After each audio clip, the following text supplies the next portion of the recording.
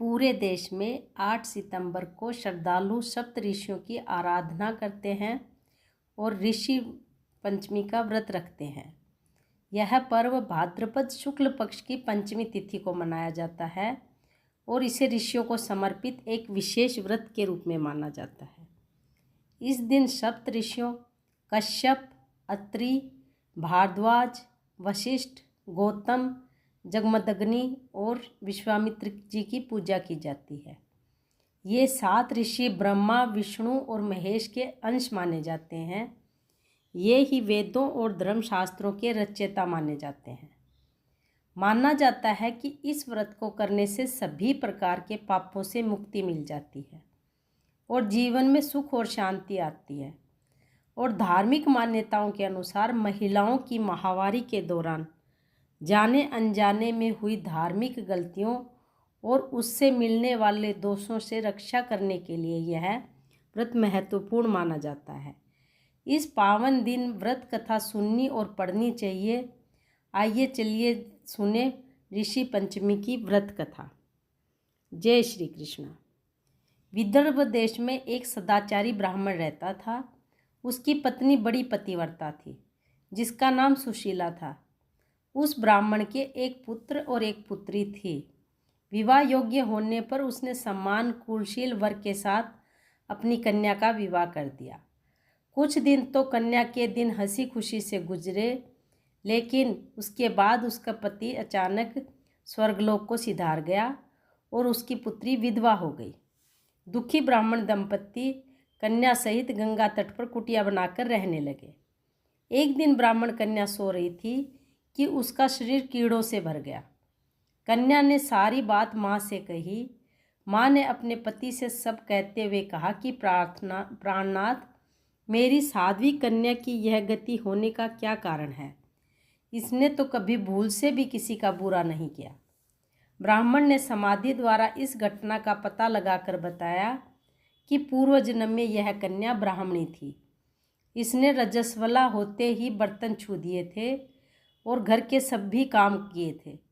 इस जन्म में भी इसने लोगों की देखा देखी ऋषि पंचमी का व्रत नहीं किया, इसलिए इसके शरीर में कीड़े पड़े हैं। धर्मशास्त्रों की मान्यता है कि रजस्वला स्त्री पहले दिन चांडालनी, दूसरे दिन ब्रह्मघातिनी और तीसरे दिन धोबिन के समान अपवित्र होती है। वह चौथे दिन स्नान करके शुद्ध होती है। यदि यह शुद्ध मन से अब भी ऋषि पंचमी का व्रत कर ले तो इसके सारे दुख दूर हो जाएंगे और अगले जन्म में अटल सौभाग्य प्राप्त करेगी। अपने पिता की आज्ञा से पुत्री ने विधिपूर्वक ऋषि पंचमी का व्रत एवं पूजन किया। व्रत के प्रभाव से वह सारे दुखों से मुक्त हो गई और अगले जन्म में उसे अटल सौभाग्य सहित अक्षय सुखों का भोग मिला। ऋषि पंचमी की दूसरी पौराणिक कथा इस प्रकार है। सतयुग में विदर्भ नगरी में शैन्यजीत नामक राजा हुए थे। वह ऋषियों के समान थे। उन्हीं के राज में एक कृषक सुमित्र था। उसकी पत्नी जयश्री अत्यंत पतिव्रता थी। एक समय वर्षा ऋतु में जब उसकी पत्नी खेती के कामों में लगी हुई थी तो उसे माहवारी आ गई, यानी कि वह रजस्वला हो गई। उसको रजस्वला होने का पता लग गया, फिर भी वह घर के कामों में लगी रही। कुछ समय बाद वह दोनों स्त्री पुरुष अपनी अपनी आयु भोगकर मृत्यु को प्राप्त हो गए। जयश्री तो कुतिया बनी और सुमित्र को रजस्वला स्त्री के संपर्क में आने के कारण बैल की योनि मिली। क्योंकि ऋतु दोष के कारण इन दोनों का कोई अपराध नहीं था, इस कारण इन दोनों को अपने पूर्व जन्म का समस्त विवरण याद रहा। वे दोनों कुतिया और बैल के रूप में उसी नगर में अपने बेटे सुचित्र के यहाँ रहने लगे। धर्मात्मा सुचित्र अपने अतिथियों का पूर्ण सत्कार करता था। अपने पिता के श्राद्ध के दिन उसने अपने घर ब्राह्मणों को भोजन के लिए नाना प्रकार के भोजन बनवाए। जब उसकी स्त्री किसी काम के लिए रसोई से बाहर गई हुई थी तो एक सर्प ने रसोई की खीर के बर्तन में विष वमन कर दिया। कुतिया के रूप में सुचित्र की माँ सब कुछ दूर से देख रही थी। पुत्र की बहू के आने पर उसने पुत्र को ब्राह्मण हत्या के पाप से बचाने के लिए उस बर्तन में मुंह डाल दिया। सुचित्र की पत्नी चंद्रवती से कुतिया का यह कृत्य देखा ना गया और उसने चूल्हे में से जलती लकड़ी निकालकर कुतिया को मारी। बेचारी कुतिया मार खाकर इधर उधर भागने लगी। रोज चौके में जूठन जो बच्ची रहती थी वह उस सुचित्र की बहू कुतिया को डाल देती थी, लेकिन उस दिन क्रोध के कारण उसने वह भी बाहर फेंकवा दी।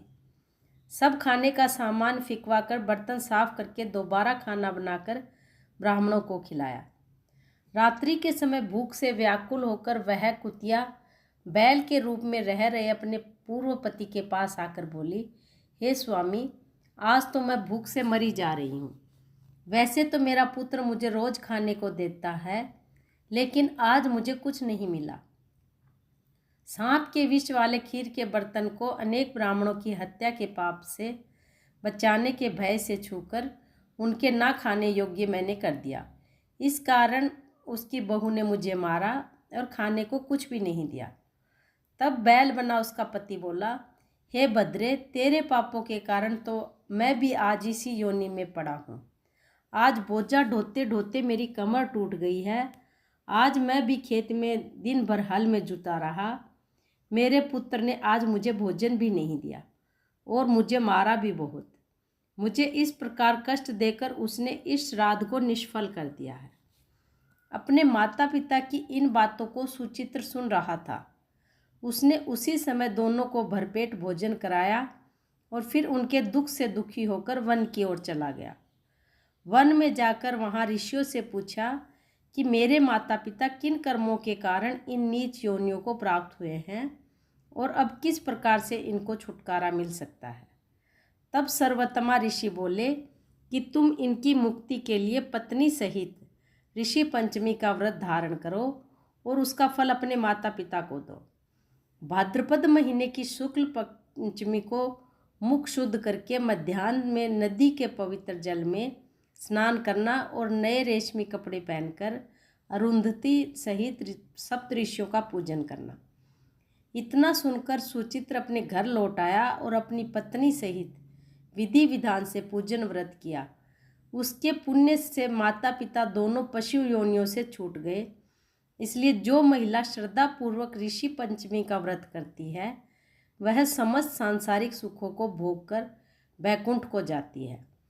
इसलिए सभी रजस्वला या यूँ कहें कि सभी नारियों को इस व्रत का पालन करना चाहिए, इस व्रत को करना चाहिए, ताकि अगर जाने अनजाने उनसे कोई गलती भी हो जाए तो इस व्रत के प्रताप से उसके सारे पाप। ऋषि पंचमी के व्रत की विधि। ऋषि पंचमी के दिन सूर्योदय से पहले स्नान करके हल्के रंग के वस्त्र धारण कर लें। इसके बाद लकड़ी की चौकी पर सप्तऋषियों की फोटो लगाएं और वहीं पर एक जल से भरा कलश भी रखें। इसके बाद धूप दीप से सप्तऋषियों की विधि विधान पूजा करें, उन्हें भोग लगाएं, व्रत की कथा सुने, फिर अपने द्वारा जाने अनजाने में हुई गलतियों की माफ़ी मांगे और अंत में आरती करके प्रसाद सभी में बांटे। फिर अपने घर के बड़े लोगों के पैर छुएं। उसके बाद पूरे दिन फलाहार व्रत रखें, फिर रात में भोजन करके अपना व्रत खोल लें। इस बात का ध्यान रखें कि इस दिन हल्का बोया हुआ कोई भी अनाज नहीं खाना चाहिए। आप केवल पसई धान का ही सेवन कर सकते हैं। कई जगह ये व्रत दोपहर तक ही रखा जाता है, तो वो आप अपनी श्रद्धा के हिसाब से भले ही दोपहर तक रखें और भले ही रात्रि को खाना खा लें, लेकिन आपको खाना एक समय ही खाना है। ऋषि पंचमी के दिन चावल खाया जा सकता है। इसके अलावा इस दिन दही खाने की भी परंपरा है। अगर ये व्रत एक बार उठा लिया जाए तो इसे हर वर्ष करना चाहिए। वृद्धावस्था में ही जाकर इसका व्रत का उद्यापन किया जाना चाहिए।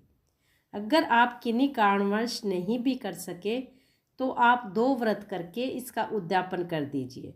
इसके उद्यापन के दौरान कुछ बातों का विशेष ध्यान रखें। इस व्रत के उद्यापन के लिए विधि विधान पूजा करें और फिर ब्राह्मणों को भोज कराएं।